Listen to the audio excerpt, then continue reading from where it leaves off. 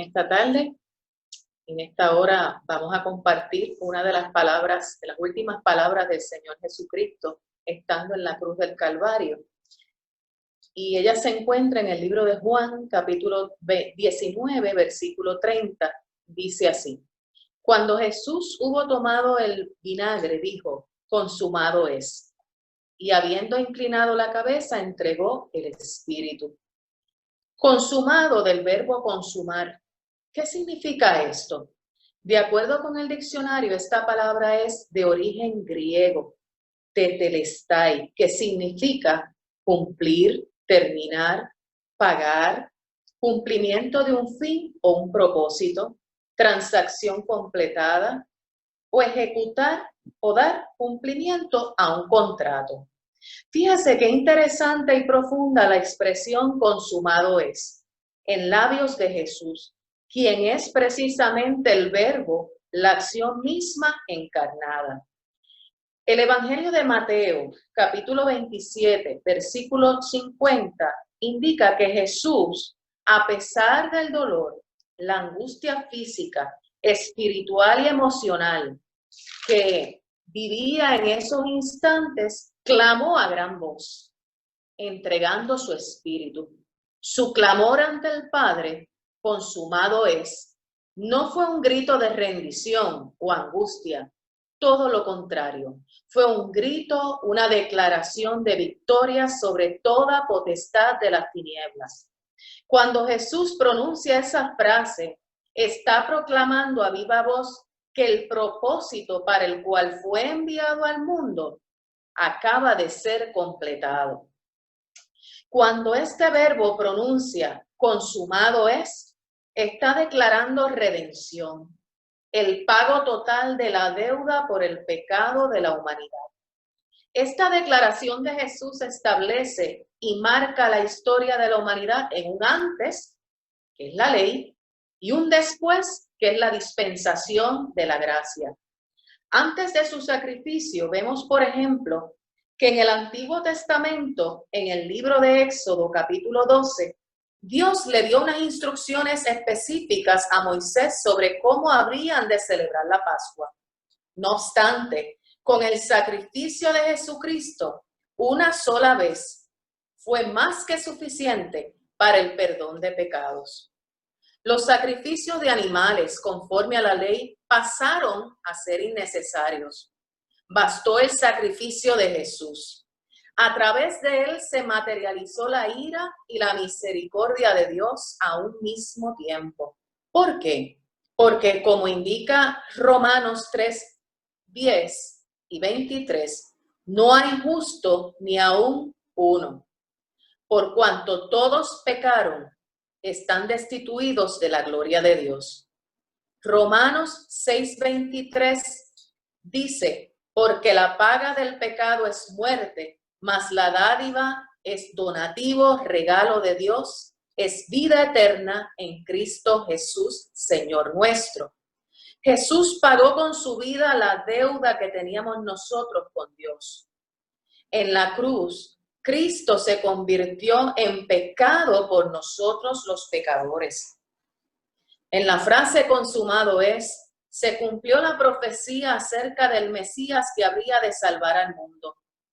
Nadie le quitó la vida, sino que él mismo la puso, pues tenía poder para ponerla y poder para volverla a tomar, como nos indica Juan capítulo 10, versículo 18.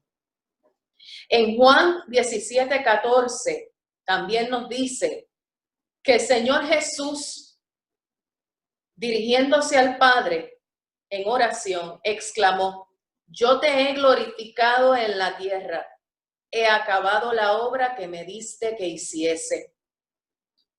Así que vemos, tal y cual nos dice en el libro de Colosenses capítulo 2, versículo 14, en la cruz Jesús anuló el acta de los decretos que había en contra de nosotros.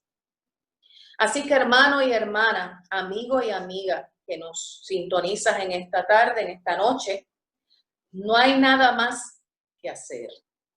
Ya Jesús saldó, ya Jesús pagó la deuda. Lo único necesario es que nosotros, con corazón contrito y humillado y con una actitud de gratitud, agradezcamos el sacrificio de Él por nosotros y lo reconozcamos como nuestro Salvador. Que Dios nos bendiga.